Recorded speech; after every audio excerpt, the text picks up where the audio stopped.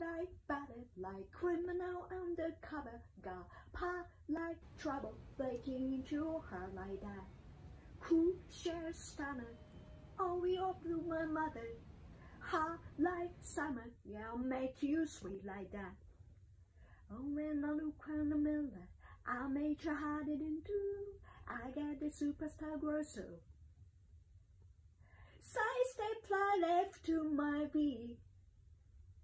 Highlight the moonlight with me, baby. Know that I gonna hit. Let me show you crystal itchy. Side step fly left to my feet. Get it, let it roll. Physical activity helps to alleviate anxiety. How does that work? Immediate effect if you only move it for 3 minutes. You are going to get dopamine, adrenaline, and that makes you feel more optimistic, more focused, more energized, and less stressed. If you exercise for about 20 minutes or longer, that's when you start to do things like endorphins and cannabinoids, which are even more powerful mood boosters and even more powerful for reducing anxiety and stress. I'm telling people to find that 20 minutes that period that you can commit it to. Good news is that pretty much any time of exercise, working, weightlifting, yoga, dancing, cycling, whatever you do, long as you get your heart rate up a little bit, it's sufficient. When you use your muscle, when your muscle uses energy, the producer does metabolic byproducts, lactate, lactic acid. People associate it with muscle soreness, but lactate actually travels to the brain. It functions as an anti-anxiety molecule. It's not just your brain. It's not just the chemistry your brain is producing, but chemistry that your muscles are producing. This that they actually travel to the brain to make you less anxious and to make you more resilient. It's not only lactate. There are actually dozens of chemicals that your muscles produce during exercise that reduce stress. And that's a very amazing idea that most people don't understand it. So I'm super excited about your muscles like a pharmacy for your brain. It's a sort of beyond when your heart just right drown, being out and no way to got it. When it all seems like swan, sing a song to add John to that feeling we just get started. When the night get caught and the listen got your heart behind. Just dream about that moment when you look yourself lying and then you say, I wanna dance, the music got me going, and nothing that can so how we move. Let's break it promptly, just like we're golden long and like we're dancing fools. We don't need to worry, cause when we fall we know how to land. Don't need to talk the talk, just walk that walk tonight. Cause we don't need permission to that. There's always something that's down there on the way, but if you don't let it phase you, I'm interested in loneliness. There are a lot of antidotes to loneliness and involved connecting with something bigger than yourself. And so during this time, when a lot of people are distanced from social interaction, I'm asking people to think about it. What's that? That things that makes you feel connected to something bigger than yourself. Is it literature? Is it books, music, rituals or religion? Is it spending time in nature? Is it cooking? It's really important for me to expand, to build, evolve, to do things bigger, trying a new aspect of creativity. Very important for me. I get bored very quickly. So if I've done it, I'm already bored of it while I'm doing it. That's something I don't know if it's good thing or bad things, but I'm always like, what's next? And what's next? I want something better. I want something different. How do we? It doesn't necessarily have to be bigger, but maybe it's deeper. We just go deeper and explore things that aren't being discussed.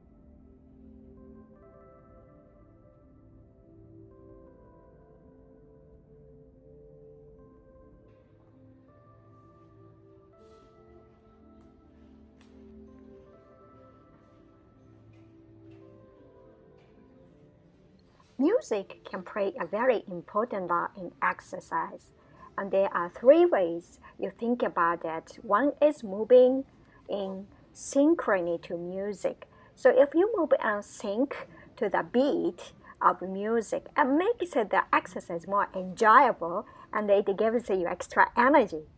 Literally makes your movement more efficient. So like some of the I found it fascinating is that if you are running or swimming or cycling or moving to the beat of music, you actually need to consume less oxygen as energy to perform the same level of work, which means that you can actually do harder movement at the sort of the same level of comfort or ease. So you can work harder, you can try on yourself better, faster, and more efficiently. That music, it's just a think, everything's an app. So one way to think is just to move to the beat of music. Also, lyrics. Lyrics are like the emotional quality and the attitude of a song. And all of these studies shows that when you listen to music that has an attitude, that you like our lyrics that inspire you, and it changes how you interpreted what you feel and you exercise it. If you were to run on the treadmill, you are going as fast as you can, and your legs are tired, and you are breathing hard without music. You might just be thinking, I don't like this, and that doesn't feel good. I'm so out of shape. But it turns out that when you put a song that has lyrics that inspire you, you're gonna start thinking too, wow, I'm pushing myself so hard. Wow, I'm doing something amazing to strengthen my heart and strengthen my body. You just have like a completely different experience of it. So think of that like two different separate ways to use music.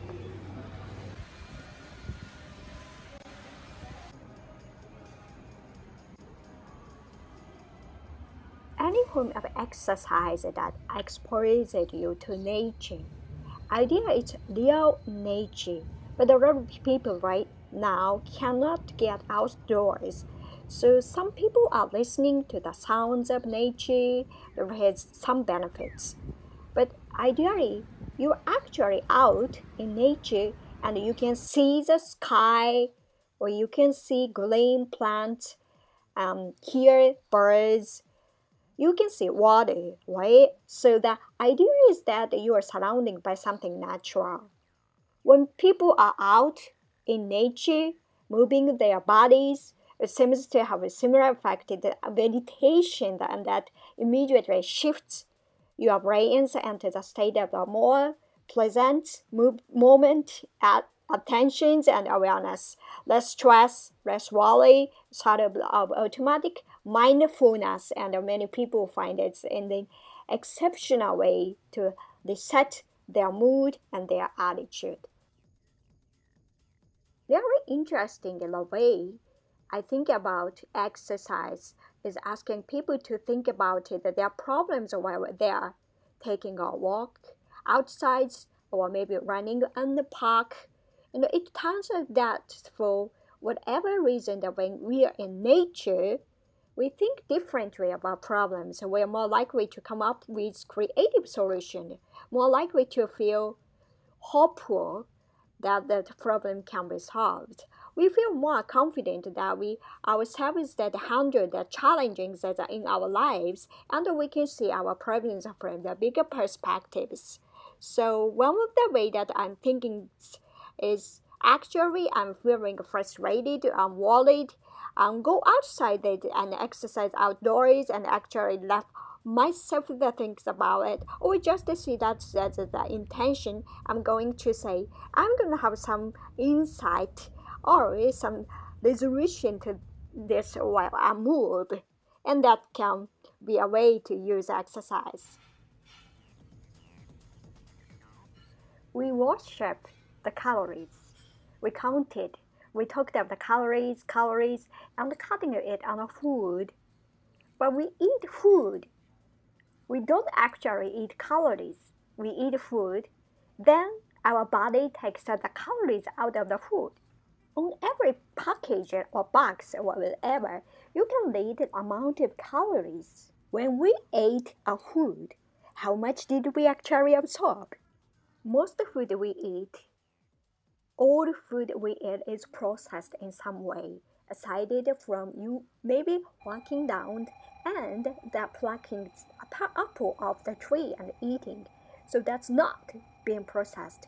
But the meat would have been diced, sliced in some way. We cooked. Okay, that's a processed. We ferment. We make yogurt. We make blood. That's all processed.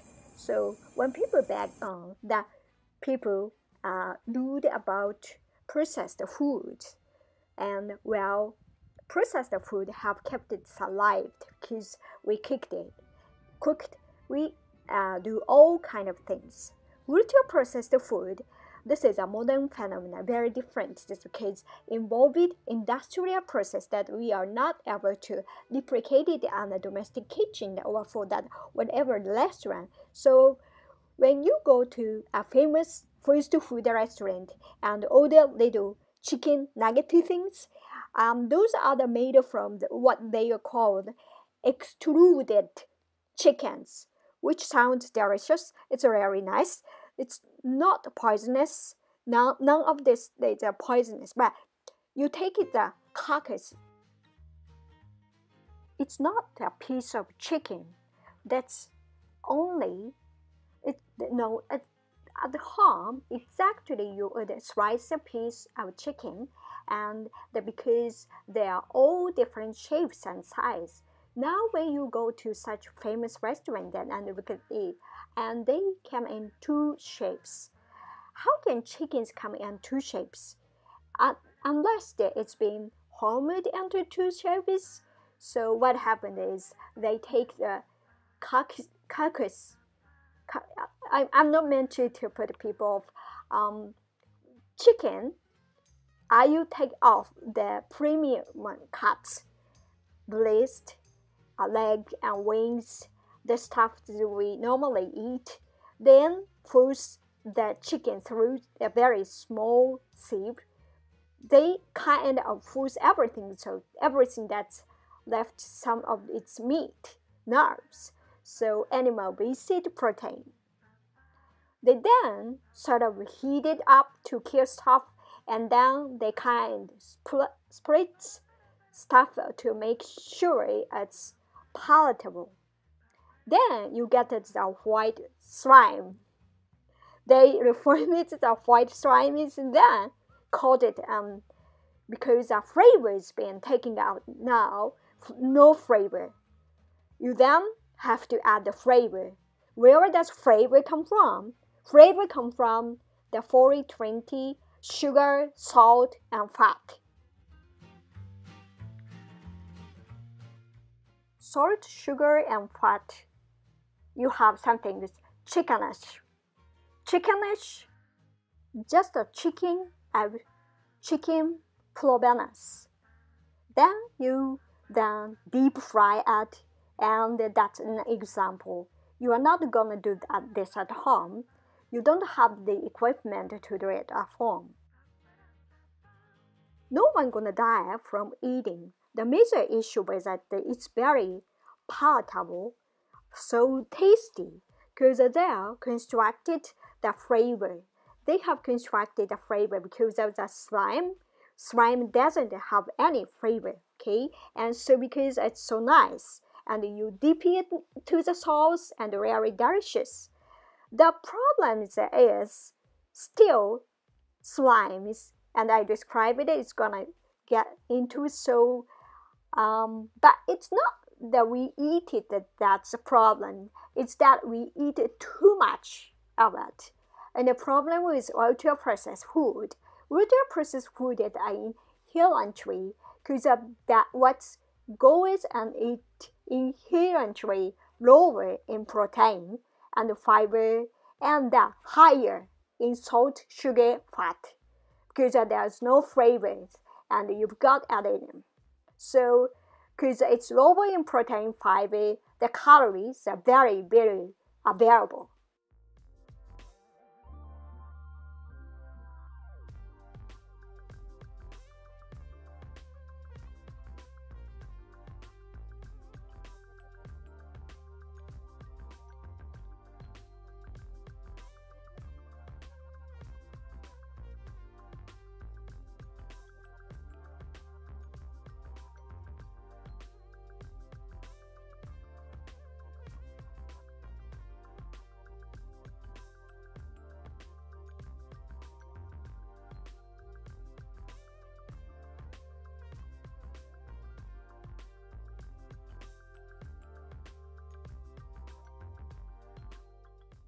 Eating has become very complicated.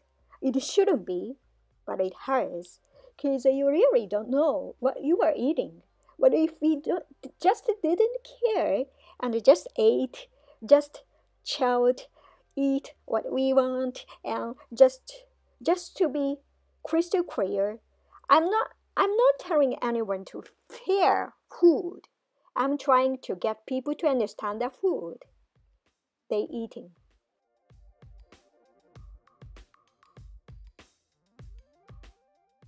Ice cream, pasta, pastry, chocolate, everything that tastes nice. There's inherent nothing wrong with ultra-processed food. We eat too much of it. There's nothing wrong with a food at the high in fat if you don't eat too much of it, because even if you eat too many carrots, you can get yourself poisoned from eating too many carrots. You turn yourself orange. So that's terrible. You don't want to be orange. So I think it is a question of eating too much rather than fearing the food, and that we are designed to work within the food environment, and we have changed the food environment so past 30 years. Why and how human beings like sort of ultra-processed food as much as they did, predicted how much calories there were in food that higher in fat, carbs, or high in fat and carbs mixed together.